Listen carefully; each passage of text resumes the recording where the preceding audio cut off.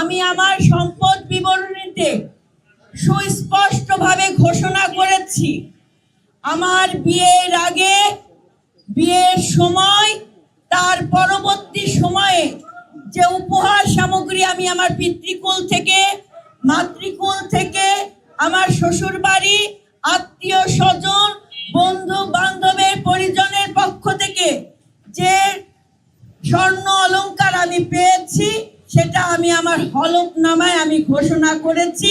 এটা নতুন কোনো ঘোষণা না, এটা 2024-এ ইনকাম ট্যাক্স, জুনের যে ইনকাম ট্যাক্স আমি প্রদান করেছিলাম, সেই ইনকাম ট্যাক্সে আমার ঘোষণা করা আছে, যার বর্তমান বাজার মূল্য আনুমানিক আমি 1.5 লাখ টাকা ধরে এবং আরো অন্য ধাতু আনুমানিক 1.5 লাখ টাকা ধরে আমি তার বর্তমান বাজার মূল্য 10 কোটি টাকা আমি ঘোষণা করেছি।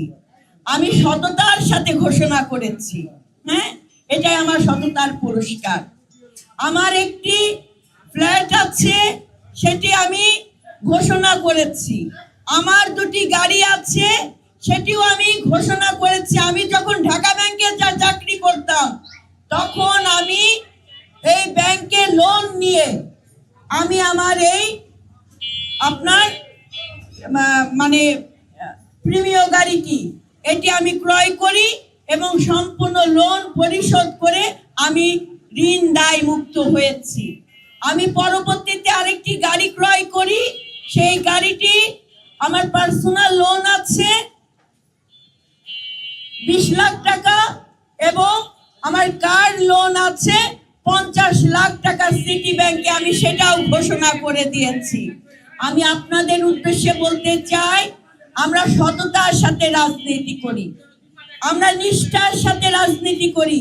আমি ওই পরিবারের সন্তান, যে পরিবারে আমার বাবা যখন এরশাদের পিরিয়ডে মন্ত্রী ছিলেন, তখন অনেক মন্ত্রী দুর্নীতির দায়ে আপনার কারাগারে জেলে নিবদ্ধ হয়েছিল, কিন্তু আমার বাবার নামে এক আনার দুর্নীতির দাও খুঁজে পাননি পরবর্তী সরকার।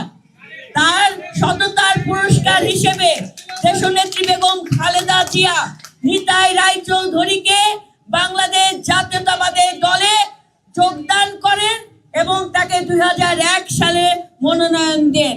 পরবর্তীতে তিনি 8 সালে নির্বাচন করেছিলেন, 2018 সালে নির্বাচন করেছেন।